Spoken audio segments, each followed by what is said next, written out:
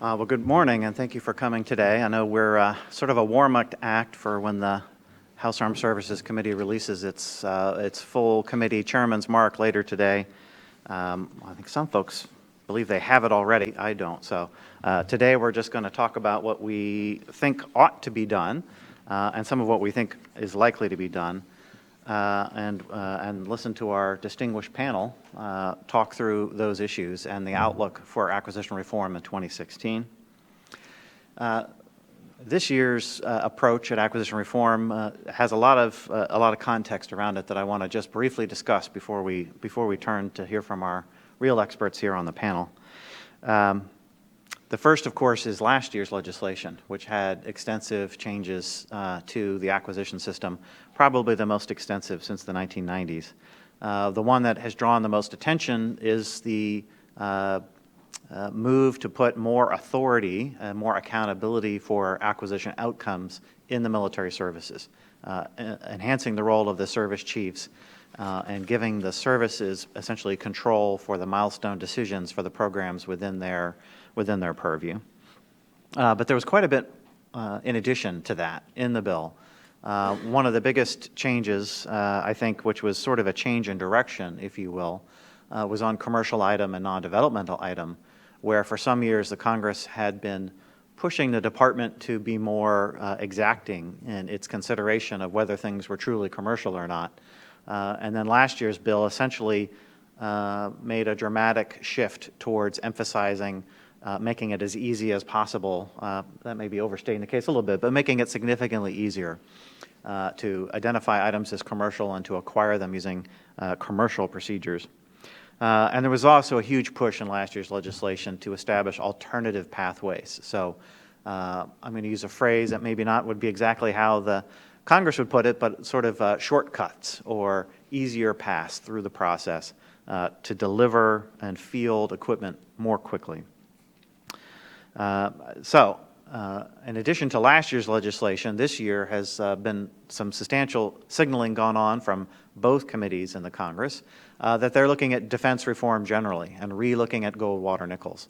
And acquisition reform is part of that because acquisition reform was a big piece of Goldwater-Nichols itself.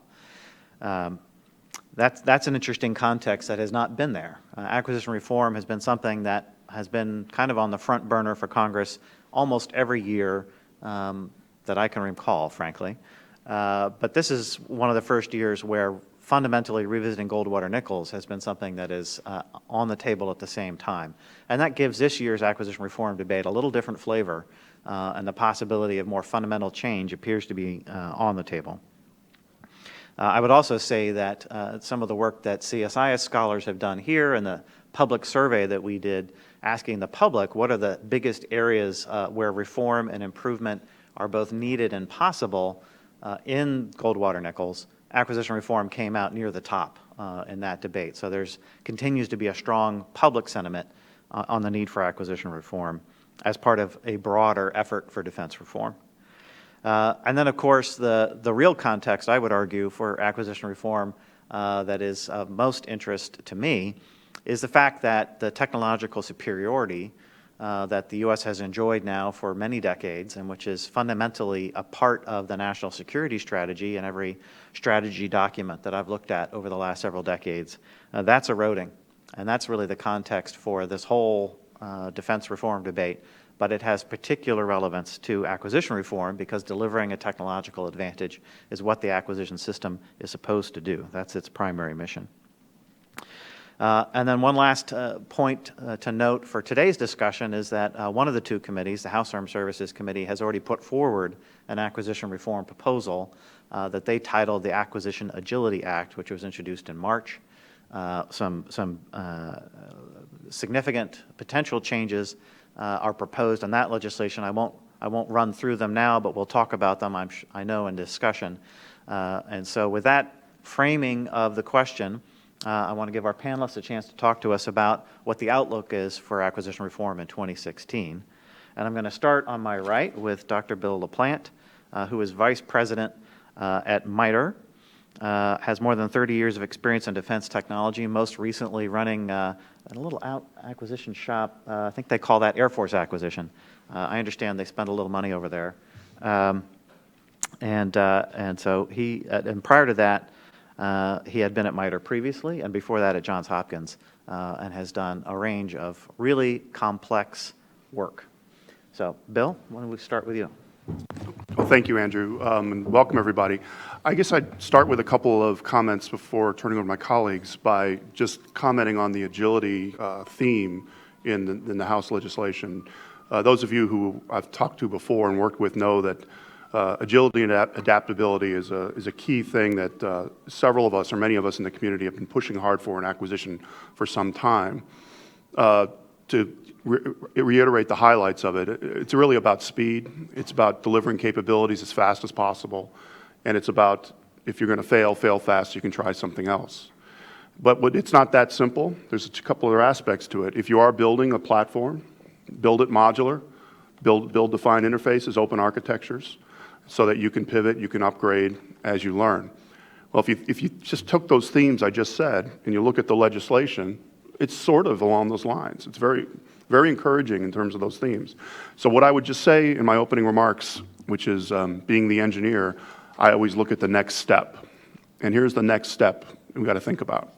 Open architectures. Even when you have them, if you do not fund or have a way to have an on-ramp of new technologies at a regular pace or cadence, you're building a catcher's mitt with no baseballs headed at you. So one of the things you have to do when you set up an open architecture is build the on-ramps to get new technology in there. You can't just, in my opinion, just expect IRAD or industry to come forward on its own without ways to get new capabilities in. And that's why things like other transactional authority, FAR Part 12, ways to get non-traditionals under contract, building to these modular interfaces is the way we need to go. And again, I apologize for the analogy. Some of you have heard me use this before, but it's the reason open architectures is, if you think about it, it's sort of the way we buy military systems. It's as if you went to a neighborhood of homes built by the builder and all the AC plugs were proprietary to the builder. So the house may be 50 years old, but if you want to have modern appliances, you still have to go back to the builder. Believe it or not, that's how most of our military systems are bought. And so all we're asking for these open systems and defined interfaces is so we can do these upgrades to adapt and be agile. So I would just remind everybody to do it. We have to build the on-ramps. And the other piece I will say is the devil's always in the details. As somebody who was in my last job, what I always used to say to people is I got to wait till the language and the law is signed. Then I have to go to the lawyers and say, what does this actually allow me to do before I can actually figure out what change it means for me. So we're at that phase where we're at the broad themes, and it really gets down to brass tacks when it becomes the law and the lawyers read the law and tell you what it means. So I will just stop at that point. Thank you, Bill. Next, we have Kate Blakely, who's a research fellow at CSBA, has written already on the Acquisition Agility Act, a really good piece on that, which you should all check out and read, and previously served as a policy analyst at CRS and the Center for American Progress. So, Kate? Well, first of all, I'd like to start by thanking Andrew for having us all here. It's a very timely discussion considering the bill is going to be released, the final version, just in a few weeks. And then, of course, we're all looking forward to this HASC markup, perhaps in June. So I'd like to make just a few short points about acquisition reform generally and the Acquisition Agility Act more specifically. Firstly, it is still a developing effort, so even though it has a lot of really broad strokes and broad themes, it's not a set in stone. So I think we're going to see a little bit of evolution when we see the final version of the bill as proposed to the full committee. But the more interesting point is that a lot of acquisition reform efforts in the past, and I concur with Andrew that it has been a annual, if not perennial, topic of interest in Congress, and something I saw a little bit firsthand at CRS, is that it's not really about cost. That topic has moved on considerably since the WSR 2009. The cost curves are very much improved, especially for MDAPs, but also smaller programs. And it's not really even the biggest share of the pie anyway. You still have a lot of ongoing operation and sustainment costs. So this bill really is not a cost-oriented proposal. What it really addresses is the timeline and bringing these new technologies online. So it's an interesting way of reconceptualizing what it is we're buying. We're buying these major platforms that have a very long lifespan, and it really acknowledges that we are not buying a lot of them. We don't buy a lot of ships. We don't buy a lot of airplanes. They're major capital investments, and we need to husband our resources there. Partly just these systems and everything costs a lot more than it used to, partly because our resources are more constrained than they used to be, and things cost more. You have more budgetary pressures. So acknowledging that you have these systems you're going to have for a really long time. The B-52 bomber is kind of everyone's favorite perennial that entered service in 1955. Has had a lot of upgrades since then. We're going to be flying them about 90 years. They've had a lot of upgrades to capability, payloads, but you still have the frame. Similarly, on the Navy side of things, you've had a lot of additions and upgrades. The Arleigh Burke class, the Ticonderoga class, before it was decommissioned, the Spruance class has had a lot of upgrades, and this Spruance was designed to be more modular. It was a little bit simpler. You kind of bolt things on, the vertical launch array in particular, but it's not as technical as the IT and the electronics upgrades now, but it's not a new thing that we've been doing. We've acknowledged that there are these major platforms that we need to have the ability over the course of their lifespan to add upgrades and add increased capability for us. I think the interesting thing about this bill, one of the interesting things, is that it acknowledges almost this bifurcation in our acquisition system between these major expensive platforms and the things that you're going to want to be able to upgrade over their lifespan. So on the major platform side, how do we have the schedule be on track? How do we have our technological risk stay within track? And one of the aspects of the bill that I think has not gotten a lot of attention is the requirement for an independent technological risk assessment, similar to the independent cost assessment that's been very successful with CAPE, to have an independent technological risk assessment in the Office of AT&L to really say, okay, what are we getting into? Similarly, fairly aggressive prohibition on technological development within a major defense acquisition program that is at risk of slipping the schedule. So really trying to take out some of that technological risk and be upfront about how much technological risk you're assuming, and divorce that from the ability to deliver these major platforms and major systems at a budget you can afford, with the capabilities that you need now, and getting it when you actually need it, rather than using every acquisitions program as a catch-all for developing your technology that you want to be able to have. And partly that's kind of a chicken and egg problem. If there's not a lot of opportunities to make these major defense acquisitions programs, partly because they're more costly, you try to end up squeezing a lot more into each one.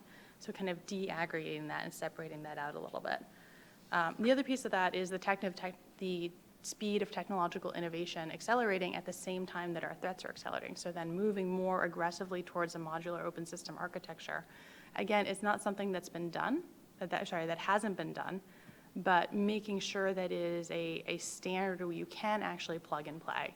And you've ended up now where it's a little bit balkanized, where it's kind of open, but in real life, as Dr. LaPlante said, you still end up having this, only you locked into one contract or locked into one vendor. So the upside of that is that not only you have these new capabilities coming online very rapidly, but you have a lot more opportunities for competition. If you're recompeting these things every 5 years or every 10 years, you have a lot more opportunity for new market entrants and a lot more opportunity for the contractor that maybe didn't win the original award or the award in the last cycle to come in and make some money. It's not an existential moment every time you're awarding a major contract anymore. So I'm going to kind of skip ahead here a little bit, not keep it too long. So it's a fairly aggressive opportunity to think about how we build new tech into the acquisition system to shorten that 2-year production life cycle, budget life cycle, from when you're trying to incorporate a capability moving into budget. It's got a lot of potential. The final piece I'd like to say is that it is as always, going to hinge on people and going to hinge on oversight. Giving people the ownership and giving people the capability to manage their programs is something that the department has been continuing to work on. That's going to continue to be a major theme.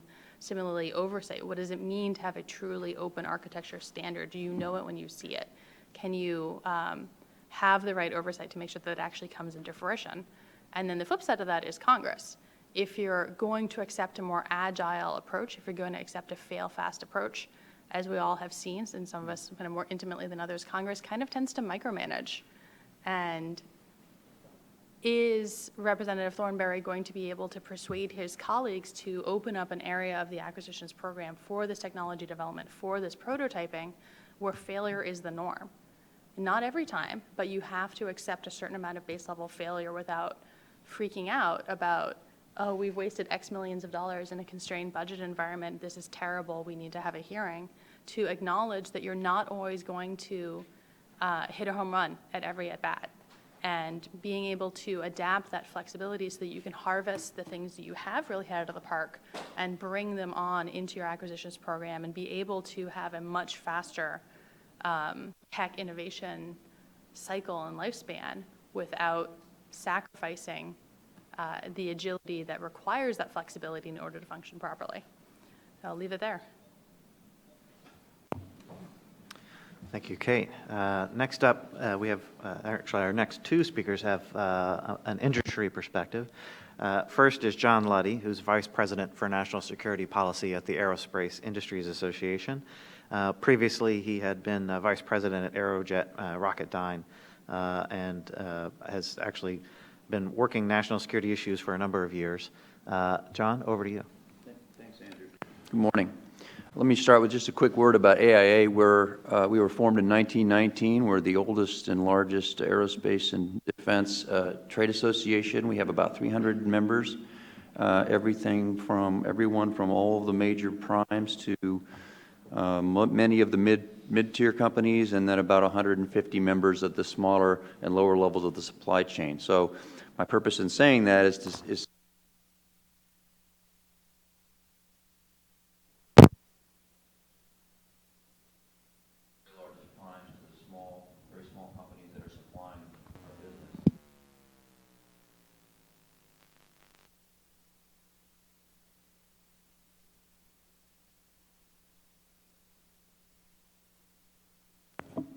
Is that better? It's better. All right. There's a confluence of related forces and actors right now in acquisition reform that I think is very positive. Obviously, Congress, both on the HASC side, the House side, and the Senate side, in different ways and with different people and different personalities, seem very committed to acquisition reform. So it's very good from the standpoint of Congress. From the standpoint of the Department of Defense, Secretary Carter, Secretary Kendall, and all of their senior acquisition folks, both in OSD and in the services, we've found that really are committed to a reform approach, see the same challenges that we do, and so in that sense, it's a very good development. And then I think the most important thing, and a couple of my predecessors here addressed it to some extent, I think for the first time since the 40s, really, it's clear that the imperative for reform is not just saving money and not just getting more bang for the buck. That what it's really come down to now is the threat cycle, the ability of our threat countries and potential threat countries to get ahead of us to close the gap that we've always enjoyed technologically. So those three things all coming together make this a very good time, and I think that's why we've seen in the last couple of years a lot of activity. And then I would just add to that from an industry perspective, we're very pleased with the level of dialogue that we have with policy makers on both sides of the river, in the Pentagon and in Congress. There's a lot of willingness to talk. We've been very, very pleased with the amount of dialogue and input we're able to have and so forth. That doesn't mean we're pleased with everything that's happened or with all elements, but in general, I would say it's safe to say that in industry we enjoy a good, healthy give and take on these issues, and that's really important. So I do have some concerns, and first of these I would describe perhaps as near-term opportunities for improvement. In the area of foreign military sales, in the area of contract type and foreign military sales, we found consistently overseas that our customers prefer firm fixed price contracts because of the clarity that they bring, because their systems are not like our systems, generally speaking, and the clarity and simplicity of the firm fixed price option is preferred. In some instances, when we've moved from a firm fixed price to a fixed price incentive firm or fixed price incentive fee contract, that's created a lot of consternation among systems where and governments that aren't used to that kind of complexity. And we're concerned about the impact of that on our foreign military sales. And then, again, speaking from an industry standpoint, those are becoming increasingly important because as the domestic demand for some of our products diminishes, we really need to be making those sales overseas. An even bigger concern at the moment really is in the department's approach to IR&D. There's been some improvement over the last year or so in the approach, and again, we're pleased with the ability that we have to weigh in on these issues. the department has moved from a position of wanting to have approval over IR&D projects to wanting to coordinate. Now, that word coordination can mean different things. We still have some concerns about what that will mean in practice. It certainly would appear that even coordination has the potential of driving the process, slowing the process down rather, driving a more conservative approach to acquisition. So we're concerned about that. We think there are ways to work through the problem, but we again really believe that IR&D needs to be as flexible, as willing to take risk as possible, and some of the department's position on that is still, I think, problematic. From a longer-term standpoint, I actually think that one of the bigger challenges that we've got is in the education and the cultural approach of the DoD acquisition workforce. All these things that we're talking about are new and different. We have a workforce that's built to do a certain type of activity in a certain kind of way. There's a gap between intent at the senior levels in many cases and the way things are actually conducted at the program level. Many of the incentives in the contracting process are to go slow, to double check, to make sure that you haven't done anything that's going to expose you to criticism from the IG or other kinds of audit issues. So we again, I think picking up primarily on what Kate said, we've got to get to where we build in the kind of flexibility, willingness to fail that much of the commercial marketplace has. That's one challenge. The compliance regime needs to be addressed. There's a very significant audit backlog. There's, we think, too much of an adversarial perspective from the standpoint of the IG and the relationship of the IG to the rest of the government and industry. As much as possible, the goal needs to be how do we anticipate problems, how do we solve problems, and not so much how did you mess your program up. And so it's easier to describe that problem than to describe the solutions, but we do need to address that. Another very big long-term challenge, but I think it underlies a lot of this, is the matter of budget stability. I mean, fundamentally, industry needs to be able to understand what the budget profile of programs, the top-line budget profile looks like. That's how you make decisions about hiring, training your workforce, physical infrastructure, all of your business decisions. And as much as we want to talk about acquisition reform and the details of that, and that's all very important, it has to be worked on, it's all happening against a background in recent years in particular of real budget uncertainty. And as long as that's going on, a lot of these details, a lot of these acquisition reform elements will be details. We've got to get, as a nation, a commitment to a certain level of consistent defense spending. That, I think, underlies a lot of the challenges that we'll face in implementing any changes. And then finally, I would just say from a long-term standpoint, the more contact that we can have across the business, that is from the warfighter on the pointy end to industry at the production end, the more contact and understanding that we can have of what the threat picture looks like, what kinds of capabilities do we have, what kind of capability gaps do we have, the better we'll be able to understand and make plans as well. One of the things we're working on very hard at AIA is to try to build that dialogue with the warfighters to get a better sense across industry of what the world looks like to them and what their challenges are. And I think if we can improve on some of that, we'll be able to, again, address some of these other specific issues as well. Thanks. Thanks, John. Next up, we have Matt Chandler, who is the Director of Acquisition Policy at Palantir. And he brings that perspective to the table of a relatively new entrant into the defense industry. We don't talk a lot about new entrants in defense industry because historically the theory has been there aren't a lot of them.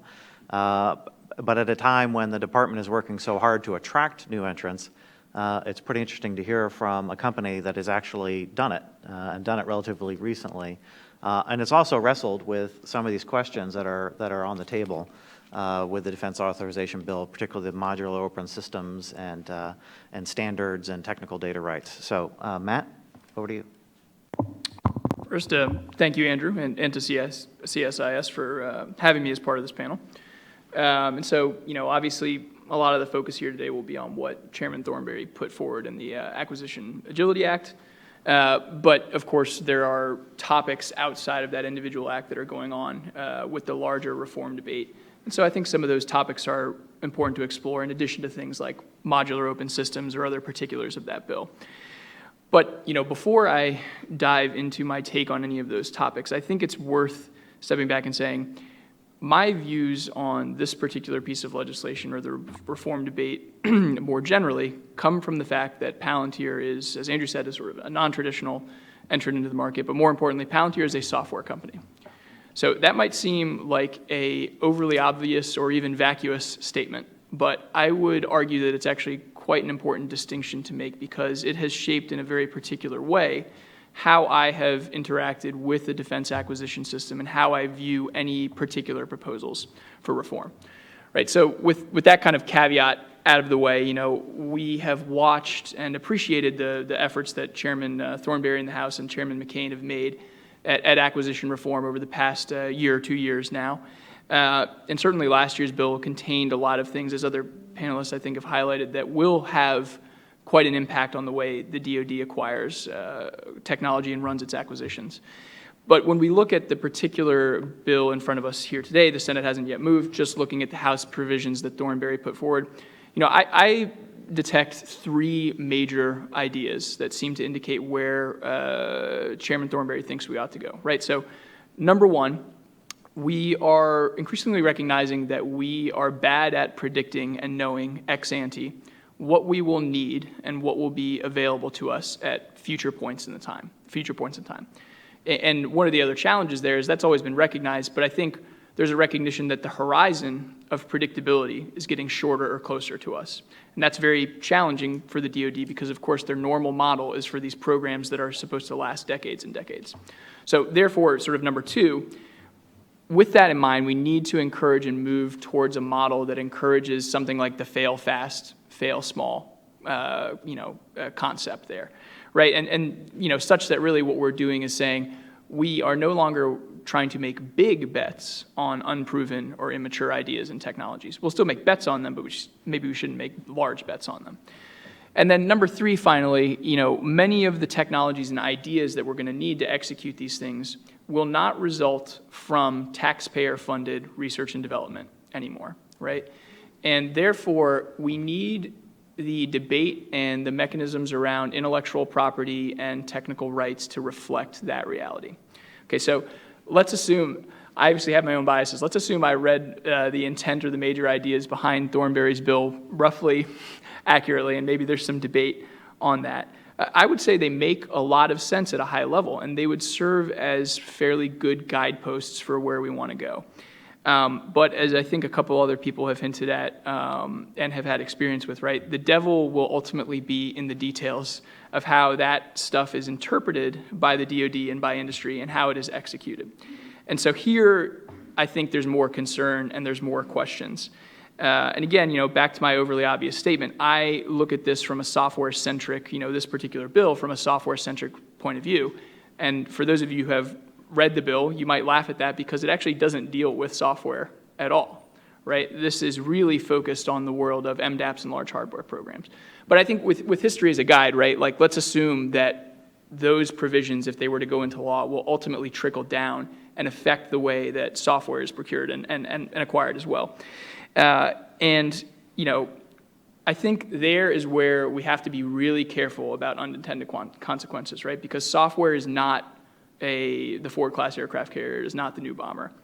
And so when you apply certain things, taking, for example, a lot of the provisions around modular open systems, that version of that might work in the MDAP and hardware world is actually probably quite problematic for software, both from the perspective of making these programs effective and to the larger issue of, hey, we want to bring in new and non-traditional entrants into the market in a more robust way. At a high level, the difference here that's important to recognize is that in the MDAP world, the DoD is a monopsony, right?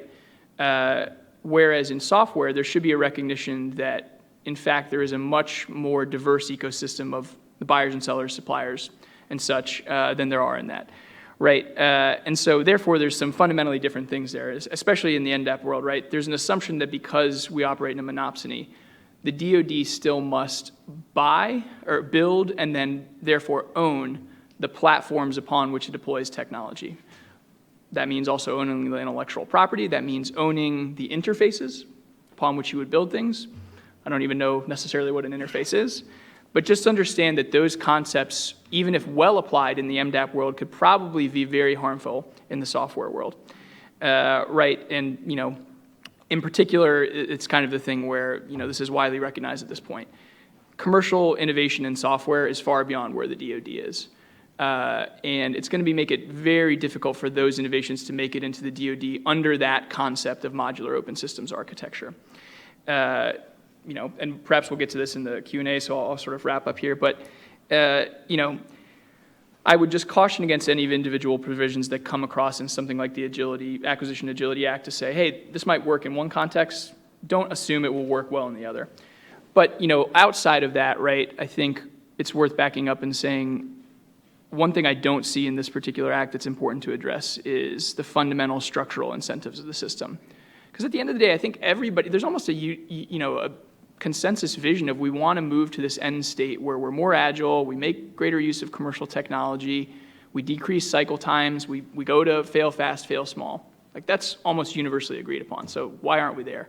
And I think that's because the fundamental sort of budgetary career incentives and industry incentives point us in exactly the opposite direction. So it's worth probably discussing, and we'll see, you know, this is part of a multi-year effort on Thornberry's part, and we'll see what the Senate does as well. But I think those structural incentives are probably the most important thing to tackle going forward. I'll stop there.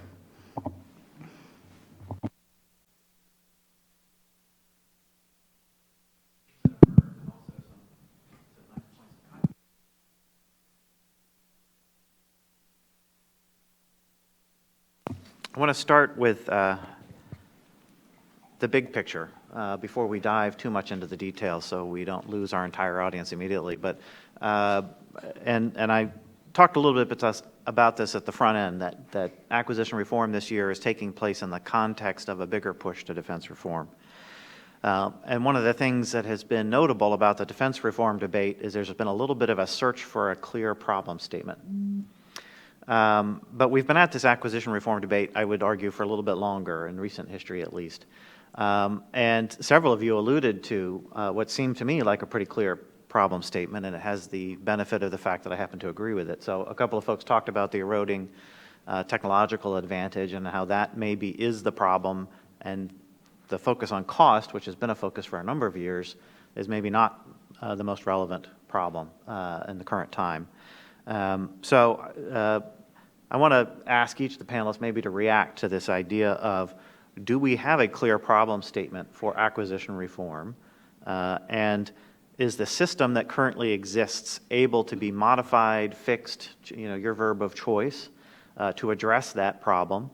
Or is it something where we need to just kind of throw the whole system out and start over, start with a clean sheet of paper? And this is always, I think, a subtext to the acquisition reform debate. I always say there's a fix the FAR crowd and a fire the FAR crowd. And I think it tends to fundamentally put people on different sides of all of these debates. So I want to start there. I'll take a cut at it and then turn over to my colleagues.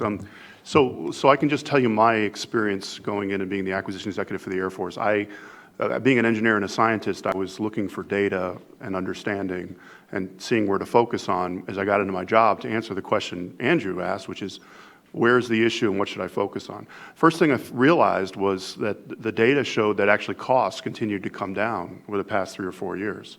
My personal view, and this is an opinion, is the reason costs continue to come down is mainly because of a set of practices centered around the should cost. And so let me explain what should cost is, because there's still, I think, a lot of confusion. When we have a program at a key milestone, since WSIRA legislation in 2009, there has to be an independent cost estimate, either done by the service or the CAPE or both. Those independent cost estimates, by definition, are by independent people who have this pesky habit of looking at history and data. And the service then has to fund to that independent cost estimate. There's no choice. Okay, and once that's done and it's put into the budget and the service has it in the budget and is through the department, then the program office goes through a whole set of incentives to try to beat the independent cost estimate, which is the money that's available. It's already there in the budget. And when you beat the cost estimate and prove, and usually in the year of execution, but it doesn't have to be, that you've gotten a better deal, either through competition, through better quantities, by doing cost capability analysis, things like where you trade requirements off. It's a whole set of best practices. Then when that's proven and you actually get it, you then get that delta money back. It gets back to the program and to the service. It's got something that was mentioned earlier. It's a very nice closed-loop incentive program. Everybody wins, right? Because then the independent cost estimators put the dollars in, and that's based on our history, and then the program office and the contractors said, go beat that history. And when they beat the history, they can pump the money back. In the Air Force, when I was there, we had over $6 billion of savings. The GAO, in its report that was released a couple weeks ago, cited, I believe, the number as high as 18 or 20 billion in the department. This is real money. People sometimes say it's cost avoidance. It's not cost avoidance. Cost avoidance was I choose not to do something and maybe scope back the requirements, or I buy less. It's not this. In fact, the money has to actually be budgeted. So that seems to be working and bringing the costs down. So what's the problem? I think the problem has to do with speed and schedule. Speed and schedule. That's where the data shows that we're still not doing what we should be doing. The schedules have not been improving, generally. They at least have been static. And I've often thought, and some of us have talked, we need a should schedule movement. I sometimes used to ask, are independent cost estimators independent schedule estimators? Because I can't tell. But here's where the incentives don't work currently. Let's say you do an independent cost estimate for a 5-year program, and you want to incentivize them to get it done in 4 or 3. That actually is a different funding profile, and it requires more money in early years. And the system cannot handle that. In fact, the system is going to do the opposite. The programmers are going to say, don't do it faster, I don't have the money. Okay, so we have to figure out a way to fix that. I just concluded all along that the fundamental issue that we're trying to solve is speed. I think costs and performance we're doing pretty well. I'll just stop at this point. Okay. Okay, I think that's a really great point, especially on the end. I mean, there's three elements that are made through an acquisition program. What is it you're getting? How much is it going to cost? And when are you going to get it? We've done, as we said, a lot better on the cost side. It's the schedule and making sure your capabilities are ready when you need them. And I think, again, that's part of the bill that's quite interesting, is having the independent risk assessment be a very early part of that, and saying you are not going to be allowed to have major technology development that's going to change your schedule, because all of those are kind of the different legs of the triangle. You can adjust one, but it has impacts on the other two. And as to the problem statement, it's how long things are taking and the inability to forecast what it is you're going to need, the desire to be able to incorporate new technologies rather than to sit and say, okay, well, we have this thing, we're going to have it for the next 50 years, and having a clearer pathway for these upgrades, for these improved capabilities, to be able to onboard those successfully. And to one element, I mean, much as this bill kind of reconceptualizes the acquisition system, none of the things in it are completely brand new ideas that are coming out of left field. DoD has been pursuing open systems architecture somewhat unevenly, and I think that's part of the intent of the bill, is to really emphasize how critical this is going to be moving forward. I think they're going to walk back a little bit the you must versus we very, very, very strongly encourage you to. But also the, excuse me, you've seen the modularity aspects of the past. That's something they're working on at the LCS. But then again, the prototyping, which we haven't really talked about yet, the DoD is prototyping. The Navy has a very successful program. The Army is moving towards that very well, the Air Force as well. This is not something that you really have to hold DoD's feet to the fire and say, you know, prototyping would be a really great idea. We suggest you pursue this. Part of the point of the bill is to take all these disparate lines of effort and make them more systemic, to make them more kind of understandable and more supported, not only within DoD, but also within Congress, that this is the best practices. you do have the ability to use the acquisitions authorities that you already have available to, that you may sometimes feel constrained about doing. And so part about the prototyping is giving a clear pathway to find the money, to say when you have these savings in your procurement account, you can use up to a certain dollar amount towards prototyping, to have that loop be closed. You don't have to wait, you don't have to have it be programmed. You can just move forward and cut 1, 2, maybe 3 years off of your development cycle there. So I'm in the position of initially echoing this issue of time, of speed and time. There was an event I had the pleasure of watching last week at another institution that will remain nameless, but it was a panel of folks in Silicon Valley who are all working to some extent in the department, and the overwhelming message from those folks was how long it takes to work with the government, and how not only their business mentality, their business model, the financing mechanisms that they use for their business just won't support that. And one analyst summarized that discussion as coming down to the need for speed. So that, I think, is sort of an operating statement of the problem. You know, I would just say that our goal here needs to be realistic. I mean, the fact of the matter is we're working in an environment where nobody's spending their own money, at least on the government side, where there are life and death implications. You know, it's not an iPhone for the most part. Most of these things have ultimately life and death implications. It's a vast, complex enterprise, most of which has to talk to each other, where the elements need to talk to each other. And there's politics. It's not all business. There's a lot of politics going on, newsflash. So, you know, as we approach these things, I think a good, healthy, incremental progress, like we've seen in the last 3 or 4, maybe going back as far as Wasara, is goodness. And I just think that it's important to stay measured and committed to that sort of thing. We can't constantly hold up the private sector and the commercial marketplace and beat ourselves up for not necessarily meeting that. I think we're moving in the right direction, but there are always going to be challenges working in a system like this, a government system like this.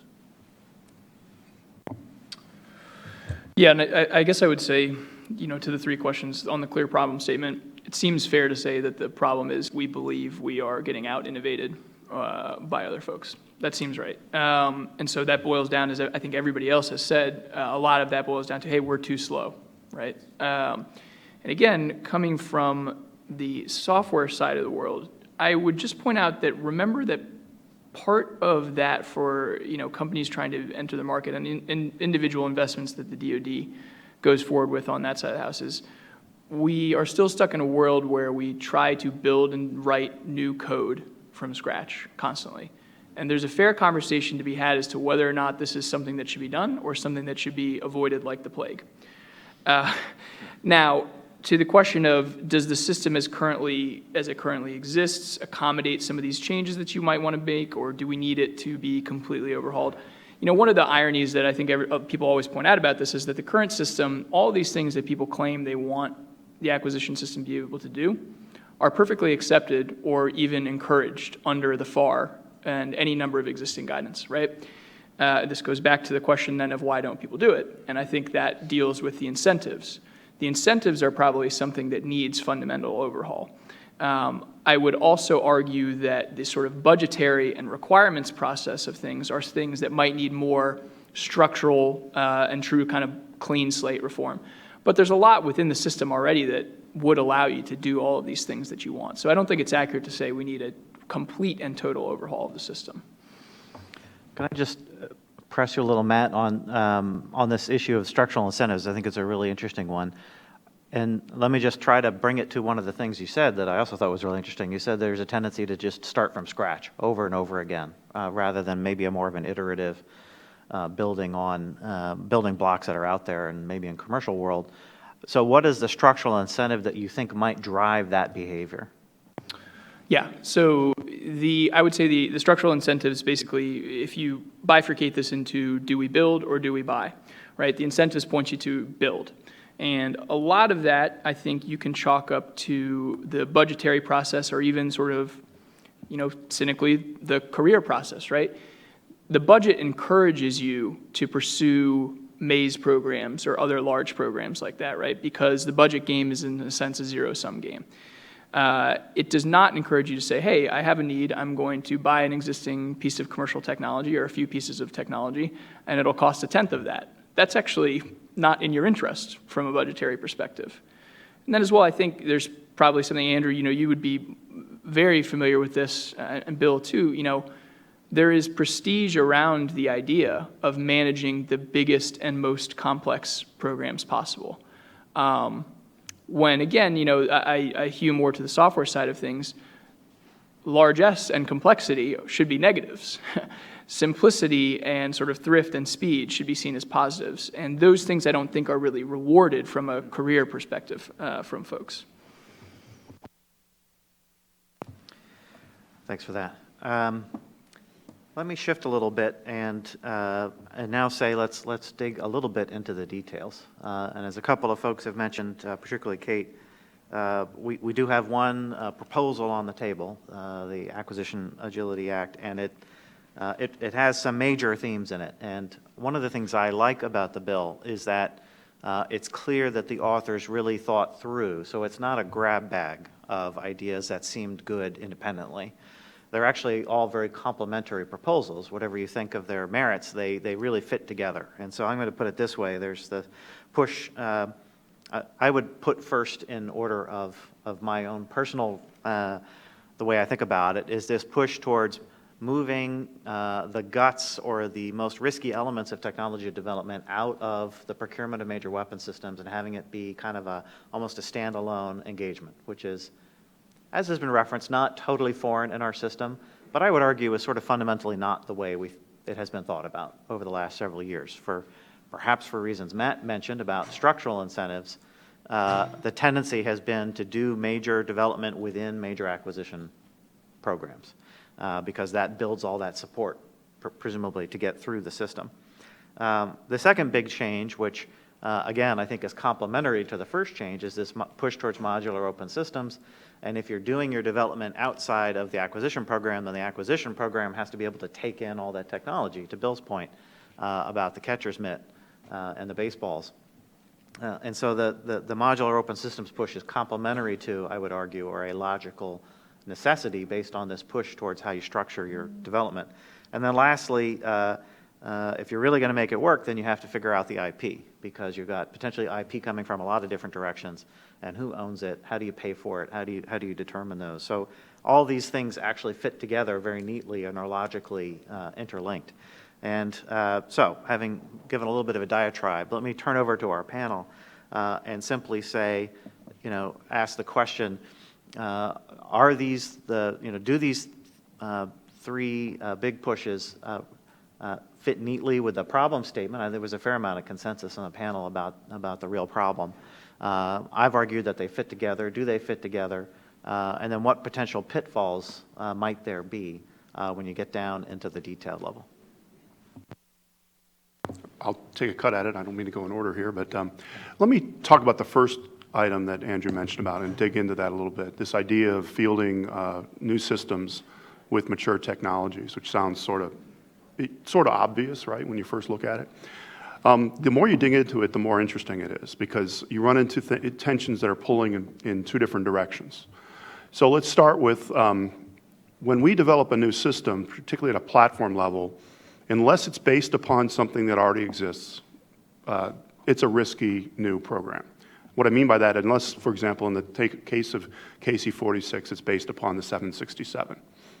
Yeah, it doesn't mean it's easy, but at least it's based upon something that has been through design and testing. You're developing a new airplane for a bomber or for JSTARS recapitalization. It's largely a new system. Okay, that is a hard job. But he thinks, well, it's based upon existing technology. How hard can it be? Well, you can take existing technology and get lost in the integration of it. And you have to first recognize that the integration of existing technologies into a new platform is by itself a very major, difficult program. What we've done in the past, and this is what I think the legislation is trying to address, is we've taken that hard problem, and then we've said, oh, on top of that, let's build some new development into the radar, into the IT system, into the fusion system. And let's take an ACAT-1 integration effort that's very difficult, and let's populate it underneath it with a bunch of other ACAT-1 new developments. As General Chris Bogdan said at one time, he's the F-35 program manager, ALICE, which is the IT logistics system, was its own ACAT-1 program, could have been. When you look at F-35, it's these nested ACAT-1s that are taking one difficulty and putting it on top of another. So what this seems to do is recognize that that is an issue, and it's something not generally good to do. Where the tension is going to be, and I can predict it right now, is the first question you're going to get is, well, are we really going to be regaining our technological superiority basing things on existing technology? Those seems contradictory.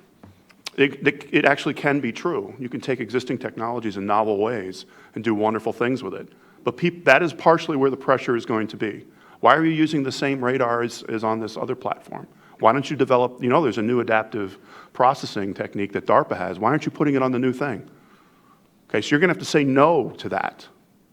Okay. The second thing you have to do is also explain to people, us engineers don't do a good job explaining to people how hard development is. I remember having a conversation with somebody on the Hill about JSTARS recapitalization, very well-intentioned person. They said to me, I thought we were taking all existing systems and just integrating them. That should be easy, right? Why is that going to cost us $2 billion, $3 billion? And it's like, oh, we really haven't explained to people that when you're doing development, even existing technologies onto something new, that's really, really hard. And most people in our everyday lives don't see any of this. The Prius shows up on the parking lot. The iPhone shows up in the store. We don't see any of this behind the scenes. So I think it's the right theme. I also think, though, that there's going to be pressures and incentives to always add more. Come on, can't you look, why don't we do modern IT and do a logistics system using modern IT so globally we can supply F-35 everywhere? It's a beautiful presentation. It's based upon what was going on in the commercial world. Let's do it. Come on. Okay. Well, you've just broken that rule just then. So that's where the discipline is going to come in, and it's going to be hard. I'll stop at that point. Bill, it raises the question of how many programs that have planned to incorporate non-existing technology have succeeded. Well, I mean, people have said that the B-2 was a miracle a day. Yeah. But let me press you on one point, just because to me it really gets at this. Putting technologies together, as you pointed, the trick is in the integration of it. And I guess one of my questions would be, and you mentioned the B-2, F-35 is perhaps another example. Let's, rather than get bogged down maybe in historical cases of who did what, who shot John, and I just dated myself, but let's think maybe next future fighter, right? Can you take this very disciplined approach you mentioned and give a next generation fighter, a 6th-gen fighter that is truly, cutting edge, the bee's knees, going to be dominant over a period, hopefully, of at least a few decades if we're going to expend a lot of money on it? Is it possible to get a design that probably has to be really tightly integrated with a lot of really advanced stuff using this approach where you're not developing as you're building? I think it is possible to do it. I think where the challenge is going to be as follows. The approach we're describing is, I'm going to put it in different words. It's try to get to the 80% solution in the first version, recognize and explain to the warfighter who want all the requirements that if you have a requirement, it has to earn its way on in subsequent blocks, make it open, et cetera. The challenge for that is what happens when the first version you deliver is just as capable, or not slightly, or slightly more capable than the thing they already have. It's going to be you're going to get criticized. The warfighter is going to say, well, it's sort of better. And so I think that's going to be where the challenge is going to be. Are we willing to accept that sometimes when the iPhone comes out, it's, the next iPhone, the first time it comes out, it may not have all the apps on it you want. Okay, you'll have to deal with that for a little bit. And that's something in our political process we struggle with. Okay. Yeah, I think that's a great point. And to maybe set you up for later, Matt, is when you're doing the agile software development process, the first goal is to deliver something that works. and then to iterate on that. And that's something that's been very widely incorporated in the business community, rather than saying, let's have this ideal, this platonic ideal in our head of what the most perfect, best software package ever will be. And then you don't realize until kind of critically late in the path that you have one of your underlying components that is not going to work, or not going to work in the way you've indicated. The idea is to catch those things earlier in advance. And to your point, Bill, is the expectation setting. And that's expectation not only on cost, which we've done a much better job doing, expectation setting on schedule, expectation setting on requirements. That's something that we've been dealing with the new long-range strike bomb of the B-21, that they've really tried to hold the requirements of that firm and tried to really push to incorporate technologies that have already entered a much later phase of maturity. There is still a big systems integration problem, but the point that I hear a lot from your Air Force colleagues is that just because we don't know about a technology does not mean that there is not a mature technology out there. So there's kind of a little bit of this gray area, this gray world. But it's a problem with expectation setting. It's a problem also with kind of imagination and vision. You know, who here has ever had any work done on their house, a home renovation, anything? You open up the walls. We understand electrical systems, we understand plumbing, we understand insulation, we understand framing very well, but who here has not had an unpleasant surprise crop up in the renovation process?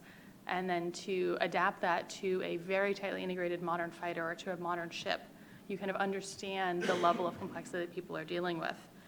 One of the gaps, or kind of the to be addressed later issues with this bill in particular, is if you want to push out the technological development of the riskier stuff out of your major acquisitions program, where is it going to live? Because right now we have this approach where, you know, these major programs are kind of like a comet. You have to grab onto it. You have to develop this, that, and the other thing, because when is your next chance going to come? And that's something that it was a key factor in sinking the Future Combat System about a decade ago, is that it had to be all things to all people and really bring a lot of things across the finish line with it, which ultimately, of course, did not end up happening. It was a very expensive diversion of resources. But if you have a lot of technological maturity to bring into the program, you're de-risking the program, you still have to have an area for these bigger, riskier programs beyond kind of the scale of the prototyping that they talk about in the bill and the prototyping that the service is already pursuing. So I think that's kind of a watch this space area. John? Sure. Just a couple of thoughts on that. One thing to keep in mind in all of these things is, as we're doing this development and modular development and upgrading and modernizing with components to major systems as they're going, these things are being used. They're deployed, they're in the field, they're being operated, they're being, you've got to maintain a training pipeline for people who have got to maintain them and field them. You've got to maintain a user training for people who are actually operating the system, so that's a complicating factor.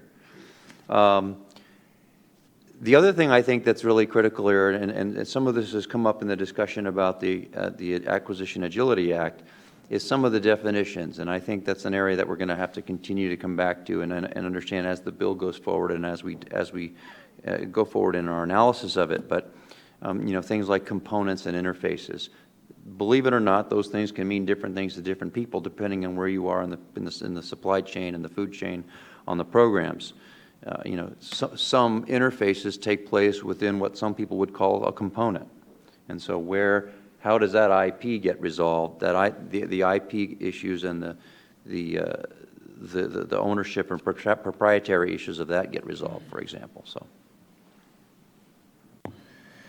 So, you know, to Andrew's 3 points, right? It makes sense to push towards de-risking, making big bets on immature things, right? Like that general concept makes sense. And when we talk about applying that, again, I know I sound like a broken record, to the software specific side of the house, right? This really just gets back to the debate of whether or not the DoD should really be engaging in development of new software code.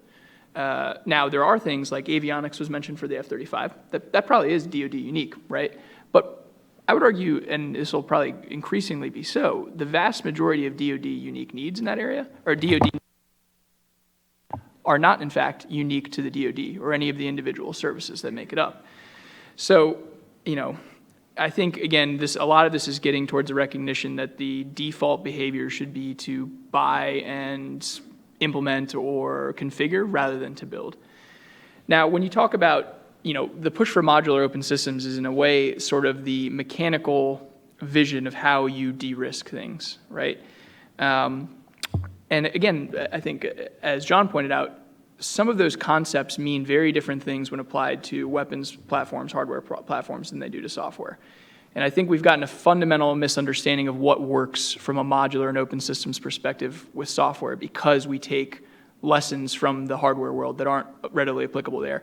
And I can't leave without putting in a plug for saying I think, without much hyperbole, an almost singular cause of the misunderstanding here or misapplication is a fundamental misperception of what the iPhone actually is, right?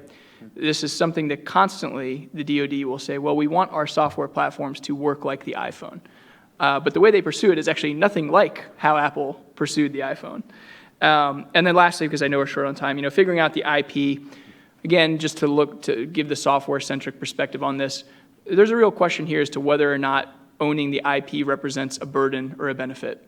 Because in this case, what you are talking about is now being the steward of a custom-developed code base.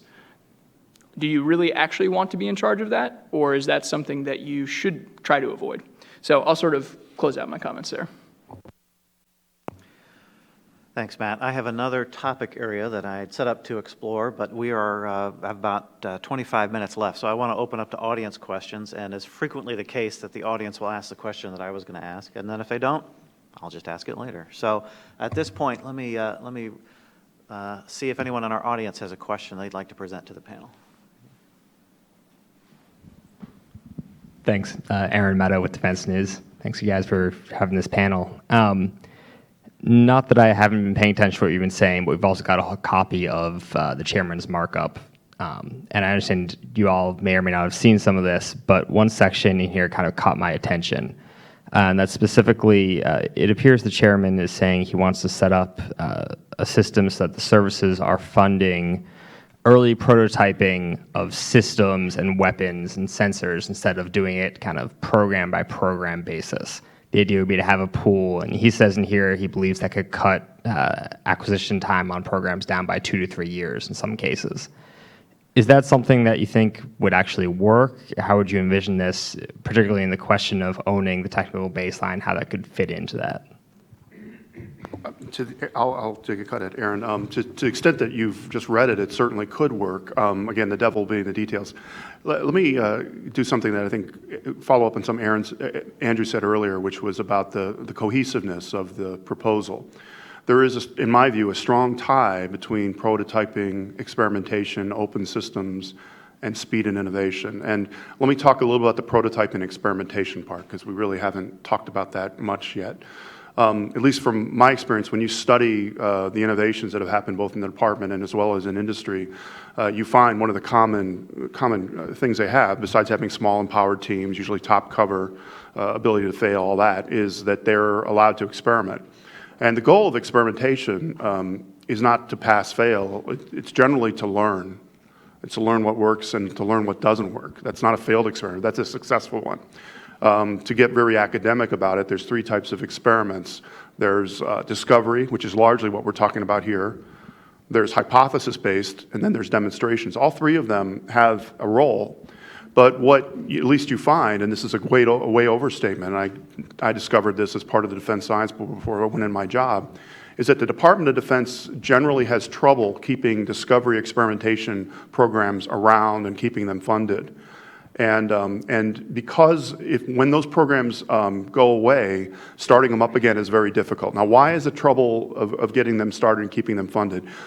You can imagine what they are. When the budgets get tight, people say, well, how many of those things you're prototyping are actually going to go into the field? Well, maybe none of them. Well, then you're no good. That's one example. Second is, well, that was you failed in that test. Let's stop. Well, no, remember, we're trying to learn. I use the example of what's going on in space launch between Blue Origin and SpaceX of trying to do an experimentation campaign to see if you can reuse the first stage of their heavy lift. I think we've all been watching it, and there's been, quote, failures, and there's been, quote, successes. but it certainly is a learning campaign. Can you imagine taking that same campaign and putting it into the Department of Defense? After the second failure, we would have had a hearing, an IG investigation, and we'd be asked who we're holding accountable. So what I see and I hear, maybe I'm just being too, I'm being too optimistic, but I don't think I am, is I hear an intent by the chairman to put in some safety to allow experimentation and prototyping to occur for learning to occur. And then once that's happening and people are used to it, then I think you can grab things that come out of it and put them into systems and make them happen. The final point I want to make is, as a technologist, as a science guy, I firmly believe experimentation needs to be led by warfighters. Okay, experiment's not just about technology, it's about concepts of operations, it's about TTPs, it's about training. And it's that tension between the operational experimentation and the technical experimentation that is really key for success. And I really believe that. Okay, question here in the middle of the middle row. Larry Ferrero, Defense Acquisition University. It seems that your problem statement is how to revert to a paradigm that existed for most of this history of this country, which is how do we adapt our strategy doctrine to the developments in commercial technologies and not vice versa. This 70-year post-World War II period we've had of having doctrine drive the R&D is actually very short-lived. I mean, you can look at how, for example, second offset strategy drove the investments in microelectronics, stealth, et cetera. For most of the life of this country, it was quite the opposite. You've admitted right now that commercial R&D has far outstripped military-based or directed R&D. Well, that was what happened during most of the period before the before the two world wars. We adapted the Maxim guns, steam power in ships, the Wright Flyer. We adapted our operations and doctrine and technological approach to what was happening in industry, and that happened for most of the history of this country. The majority of the R&D was actually Department of Agriculture. So how do we revert back to that paradigm where we're doing what we used to do, figure out how to incorporate what's being developed and put that into our, to use your term, our experimental stream to make sure that we are ahead of the game? So there's a potential problem statement. If I could, I'd just tweak that, maybe if you take liberty of tweaking that statement just a little by saying that I think all of that has to happen, and I think you do see some of that happening in some of the less sort of hardware-focused, force structure-focused areas of defense.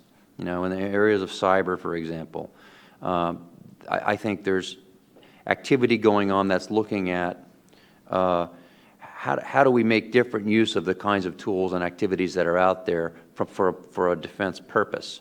A lot of the third offset is built, to me at least, is built around that idea that we're going to take a look at the tools and activities that are going on and find different ways of connecting them and using them. But I don't think it's going that necessarily works for the whole system. I think we need to do those things, but I also think that there are, unless I'm misunderstanding your question, there are just unique challenges to adapt technology to a particular kind of force that we have and a particular political system that we have that probably we won't be able to and perhaps shouldn't make that kind of a transition from. So I think it's kind of, as I said, maybe tweaking your question a little bit, going in both directions and doing improving both directions as well. Let me just add a little bit to that. I think this is, you see Secretary Carter's recent initiatives and efforts as being part of grappling with this problem, right? For a long time, as you said, DoD has said, we have this need. What can we do to meet that need technologically? A lot of internal IRAD. Now you're starting to flip that view, and step one is what is even out there? And to have that awareness within the department about what Silicon Valley is doing, what advanced metallurgy, what other industrial developments are doing. I think that's really the beginning baseline and the very, very first step, maybe the 0th step. And that's something that the new office in Silicon Valley I think is a very welcome sign a very welcome development. And then to be able to say, okay, knowing what we know now about what technological innovations are in process and that might be worthwhile to us, the emphasis that Secretary Carter is putting on wargaming and developing new concepts of operation, playing with these things in the abstract, saying, okay, what if we had new directed energy weapons? What if we had really great secure communications? What if we had any of these? Yeah, what if we had any of these things? Could I be flying 20 planes sitting in an office at Nellis Air Force Base?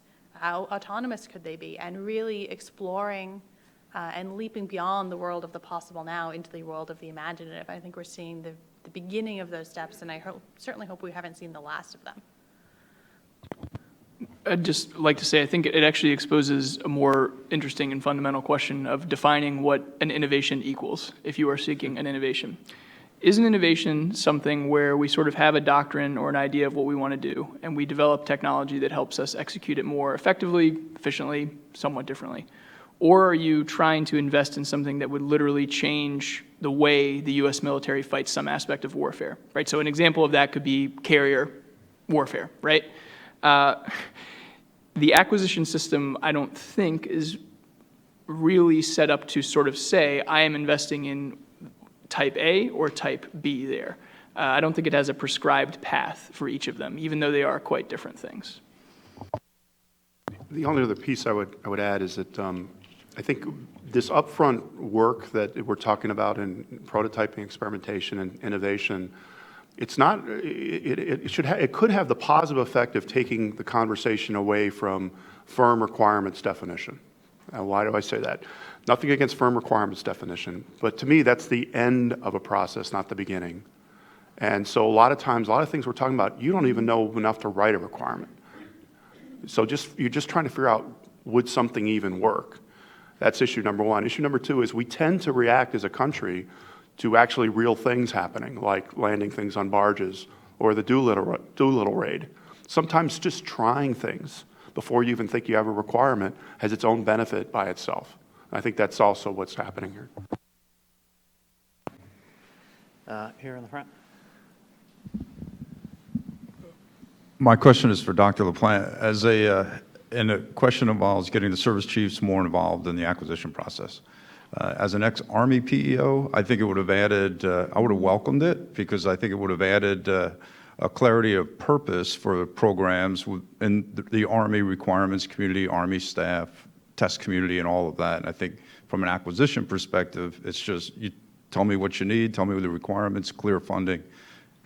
After that, it's just make it go. But from a service acquisition executive perspective, I'd be interested in your views. Yeah, I probably was just blessed with having an incredible Chief of Staff of the Air Force, General Welsh. In my time in the Pentagon, it was a joy dealing with the clarity of requirements from the Air Force. Maybe it was because I came in after a lot of hard lessons, but they were very disciplined. General Welsh was very involved. I'd welcome one more minute of General Welsh on an acquisition program is good for that acquisition program. So that's been my reaction all along. When I heard this, I was like, well, gee. But I think I've been unusually blessed because, the one thing people don't know about General Welsh is, he did a tour when he was a two-star in my AQ organization. And he's a pilot as a background, but he did a 2 or 3 year tour in the acquisition community.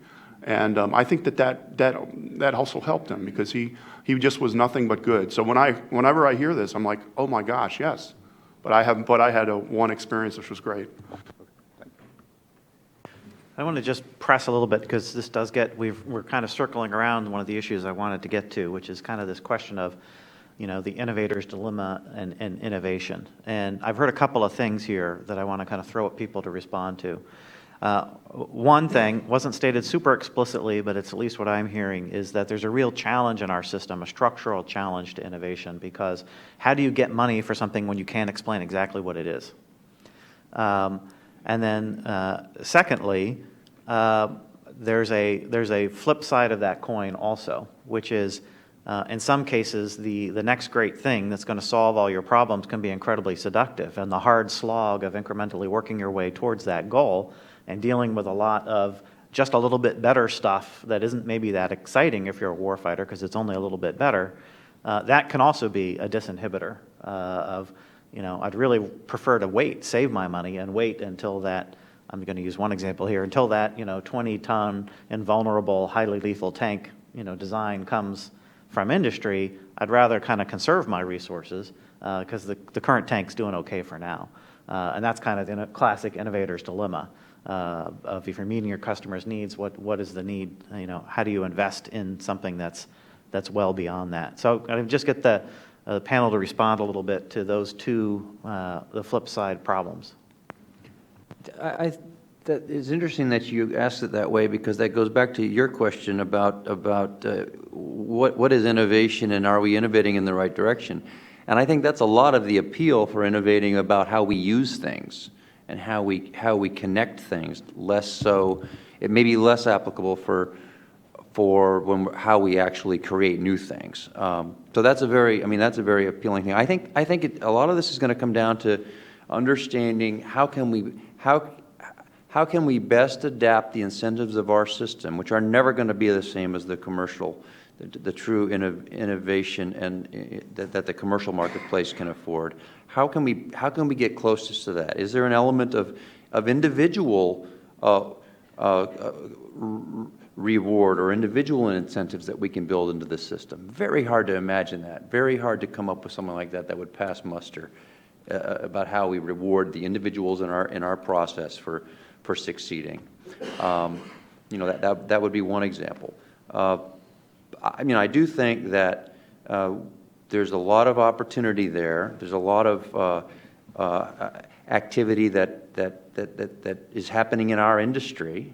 This is the part where I say, there's a lot of great innovation happening in these stodgy old traditional industry places that I think people are now coming back around and understanding better. The trick is to find ways to reward that both on a corporate basis, on a company business basis, but on an individual basis. I guess I sort of have two thoughts on that. One more meta, one more grounded. I think it's an open question as to whether or not currently we are giving the DoD the resources and the mandate it would actually need to re-become the center and the source of innovation and the type of almost thought process that you're talking about that it once represented. It actually seems like we have asked it to not be that or to be something very different than that. And that's a very difficult challenge to sort of reground it if you do want it, in fact, to go back to that earlier point. I think the sort of more micro and grounded point I would have, I think one reason it's hard to execute innovations in whichever flavor of that you're talking about is that we have something right now in the structure of the system that I call often the problem of two sovereigns, right? The acquisition community has equal sovereignty over decision-making to the operator or the end user of a particular piece of technology. And they both have very different incentives and goals that they're being measured by. And oftentimes I think the sort of mismatch or the combination of those goals is something that disincentivizes or discourages real sort of innovative thinking, real failures, and some of those other things that would, again, to the meta point, bring the DoD back to a place where part of its mandate is to be a source of new ideas and innovations. Just like to hit a couple of the points you made on the innovator's dilemma. Part of it is seeing that you could make this next step, whether it's a new ConOps, whether it's reappropriating something you're already using like they're doing in the Strategic Capabilities Office, whether you need to put fairly significant resources behind a new concept, a new idea. And a lot of that is within the department. Another big piece of that is within Congress. And I think we'll do ourselves a disservice if we don't think about the really very status quo bias that a lot of congressional members and congressional offices can have. We've seen it very much in the past years with retiring systems, whether it's the Cruiser, the A-10, other systems. And I think that is and will continue to be a major roadblock to a fundamental shift in course, where I think you have a little bit more window for maneuverability without raising as many specters of politics, is in the modular approach where you can say, okay, well, we're finding that the littoral combat ship or this platform or that platform doesn't quite meet our needs as we thought we envisioned them.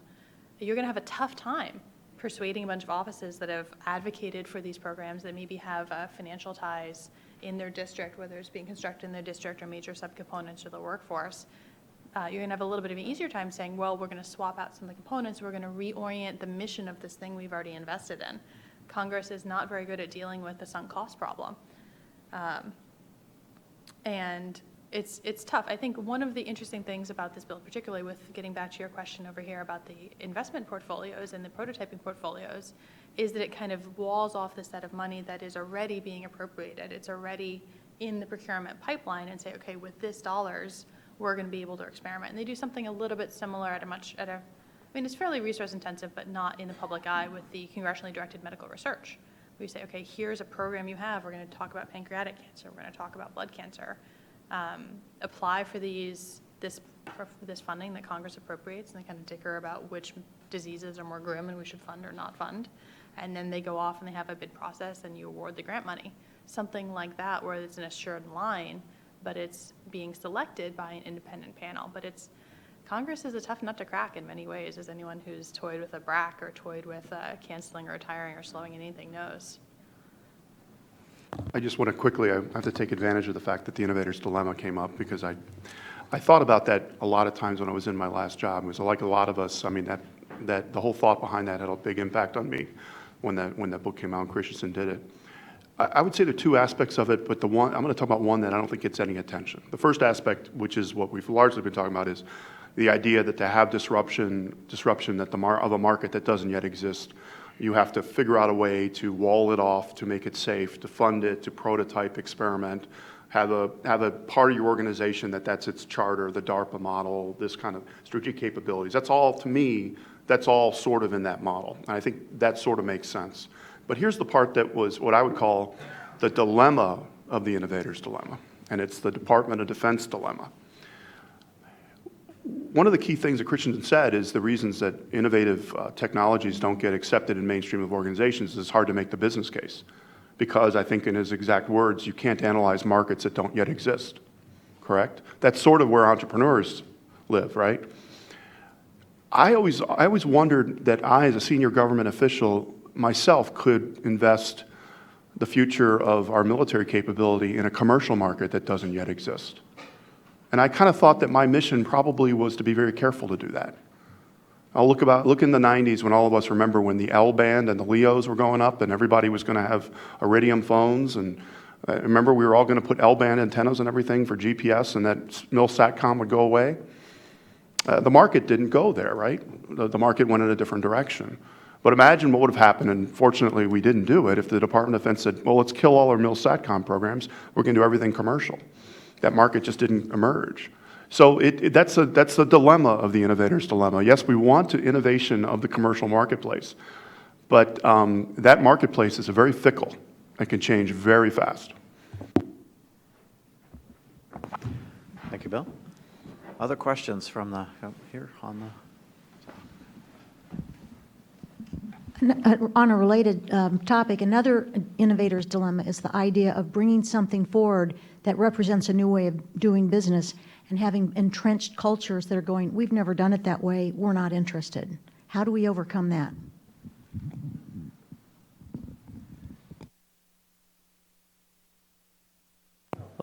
Yeah, just to reiterate, maybe the one way you do it is you make it worth their while. So you craft an incentive structure that makes risk-taking, that rewards, that applies greater rewards to greater risk in some way or some form or fashion. And whether that's happening on the business side, whether that's happening within government, and again, I say whether it's happening individually in some way. If we can create an incentive for people to make it worth their while to do something different, make the upside, make the potential upside evident and clear.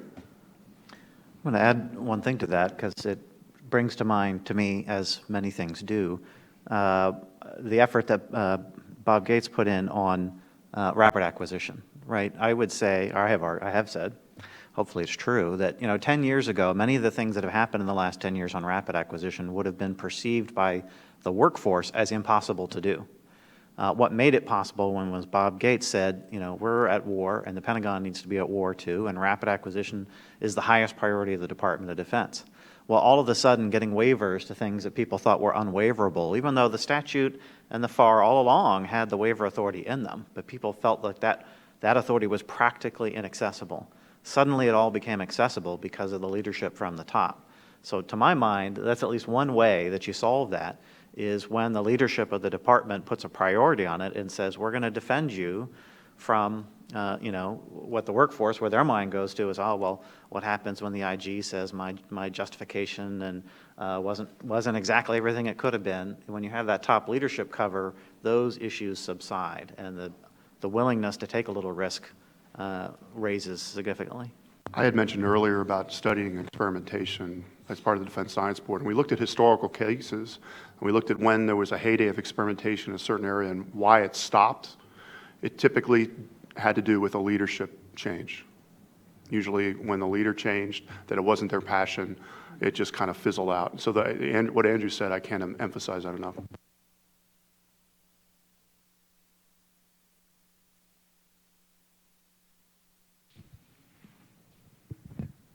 Thank you. Leo Michel at the Atlantic Council.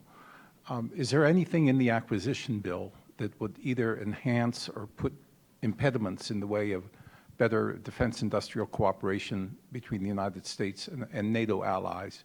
And I'll be very concise. I know time is limited.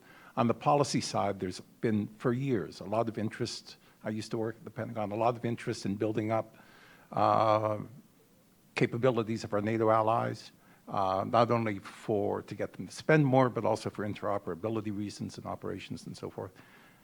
On the other side, I mean, this is a US-focused discussion here, though, but if you're a taxpayer in France, in England, the UK rather, but smaller countries as well, Norway, and not every euro that you're going to spend, you want to be buying a US product.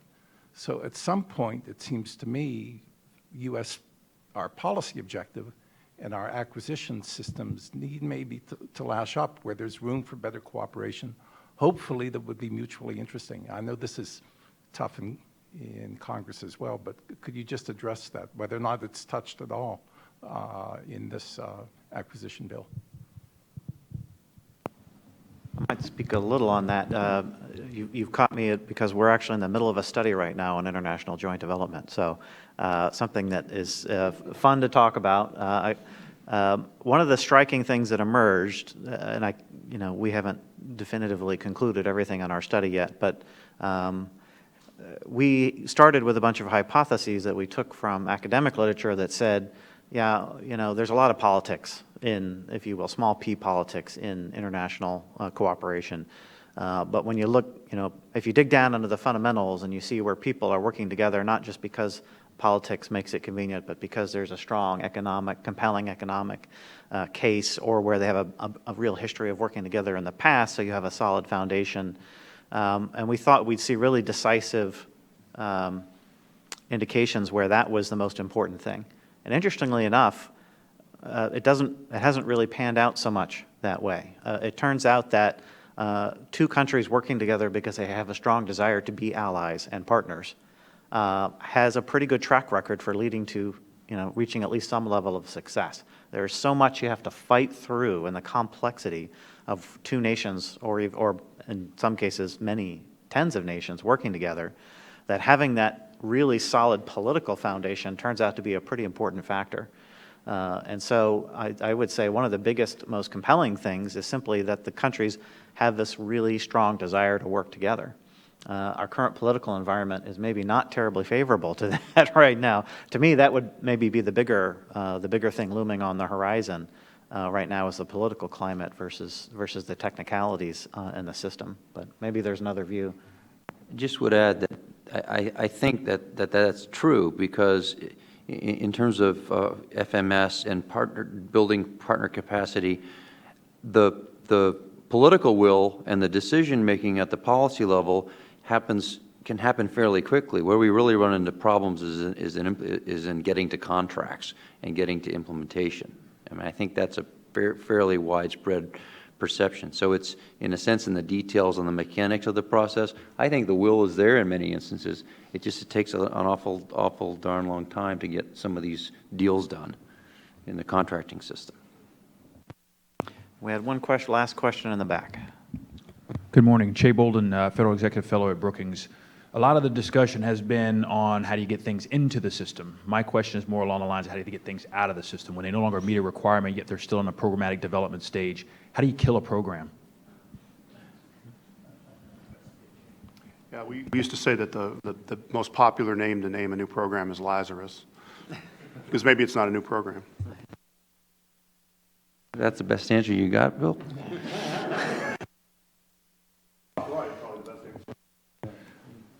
Well, I mean, it's difficult, right? Because, again, back to the question of incentives, killing programs is against every single incentive that exists in the system on a number of levels. I mean, one thing even tactically, and I want to say Bill addressed this a little bit earlier, right? Like, what you should be encouraging is people to off-ramp or abandon investments that no longer make sense.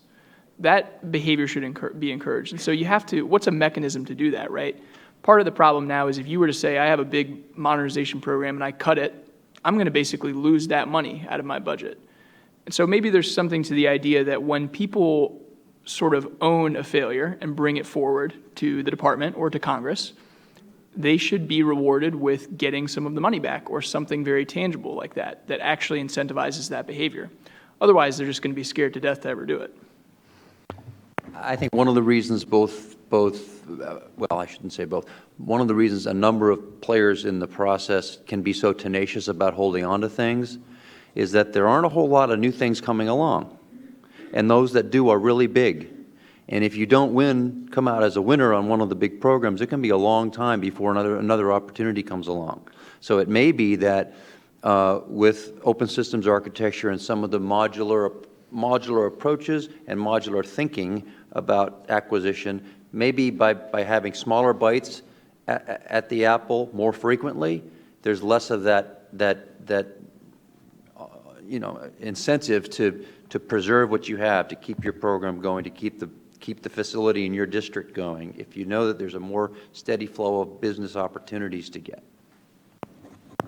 Yeah, I mean, this is a great, tough last question. The glib answer is try to start fewer programs that you think are going to fail and just kind of wait out the ones that are not going as smoothly as you might hope. I think you hit on a really important point, John, about resource scarcity. People are way more loath to lose $20. People are much more upset about losing $20 it falls out of their pocket than they are to find a $20 bill on the street corner. And that's something that's been pretty well established in behavioral economics.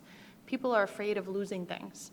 And so having the opportunity and having the chance to gain something and having that be, fairly clear and fairly straightforward opportunity that it's not, this is your one chance of your lifetime, of your district, of your business model. You have to win this contract so that you can own the upgrades for the next 50 years. It becomes an existential challenge, and it really, really increases the incentives to hang on to that with, your teeth and your fingernails and, be dragged off of it, kicking and screaming. The final point of that is I forgot what the final point is. Maybe I'll remember it while Bill talks. Yeah, just again, a perception of my time in the job, which doesn't mean it's right. I didn't see this proliferation of poorly funded programs that should have been canceled. I saw instead, I think for a couple of reasons, I saw a little bit of the opposite. I saw the burden of starting a new program to be so high, and then once you start it, it's fully funded because of the independent cost estimate. That's what I saw. Now, what I think a lot of that's due to is the previous hard work by Secretary Gates. Secretary Gates made some hard decisions, as you guys all remember, 2008, 2009, of stopping a lot of programs. Having said that, let me also talk about just mention an experiment that I think was a valid one, but I don't think politically works. The experiment, which what the Air Force tried and is still trying, and I'm all supportive of, was if we're not going to get new money, if maybe the best way to recapitalize our assets is to recapitalize and take down the old assets while we build the new ones. The one that maybe doesn't get the attention is that's what we wanted to do on JSTARS recapitalization. JSTARS we're used 707s. purchased in the 80s and 90s that were adapted for this mission, and we're still flying them. The idea we had a couple of years ago was, well, the way we'll afford the basically the recapitalization is we'll unfortunately take the fleet down that's flying now, take the savings in operations and sustainment, and translate that into development and start the new program. It ran into all types of headwinds, congressional, it ran into the warfighter. The warfighter said, I can't afford to not have these old 707s flying in the fight. Because that is one of the ideas that we had of finding a source of money is take down the old airplanes while you're building the new ones. Politically and with the war fighting that's going on, I don't think it's practical. So I remember my final point here, and part of that is to find an advocate for the new. That's something that the Coast Guard has really been struggling with. Their acquisition budget is way down about a third over the last, 6, 7 years. And they desperately need a new icebreaker, and it should be a fairly obvious purchase. It should be a fairly easy purchase. It's not like we haven't built icebreakers before. But they've had a really tough time on Congress beyond the senators in the Pacific Northwest and Alaska getting the necessary advocate group together on board. And I think one of the things they did last year, that I think will move forward this year, is to fund a study that gives them the ability to say, hey, if we actually invest in this icebreaker, here are the shipyards now that are capable of building it, and you start to build that political coalition of, hey, maybe my shipyard, maybe my district could be in this running, and it's kind of building that patchwork political coalition. And if people are only losing things, you're never going to persuade them. If you give them the opportunity to build, whether that's a chance to build in a new modular system, whether that's a chance to build something else in their district, kind of a new opportunity, you have to have an upside for people to let go of the old thing. And something that Secretary Gates did is there's a very clear narrative of what we were going to get from canceling these programs. It's not just all doom and gloom. It frees up the opportunity to make these resources, and that's something that you really need, that countervailing narrative. Maybe just one last point on that, there's been an ongoing debate about Nunn-McCurdy, which gets to how do you end something that's not where it ought to be. And I've been, as with many of the debates around here, on kind of multiple sides of that issue. But it's a tough question. And when I was in the building, I actually participated in a couple of Nunn-McCurdy reviews. And I would note that over the last 5 or 6 years, several Nunn-McCurdy review processes have led to program termination. And that was not really the case very much in the 80s and the 90s and the early 2000s, as mostly Nunn-McCurdy was perceived as a rubber stamp. You would just always, you'd recertify, because it is so painful to start over, as both John and Kate alluded to. But in fact, in the last 5, 6 years, there were several Nunn-McCurdy processes that resulted in, we're not going to recertify, we're done with this, it's over. And so maybe I don't know if that's a point of pessimism or a note of optimism, that the system can do that. It can grapple with these tough choices and make them, even in the post-Bob Gates era. So with that, I want to please join me in thanking our panel for a great discussion. And stay with us for future events in the future.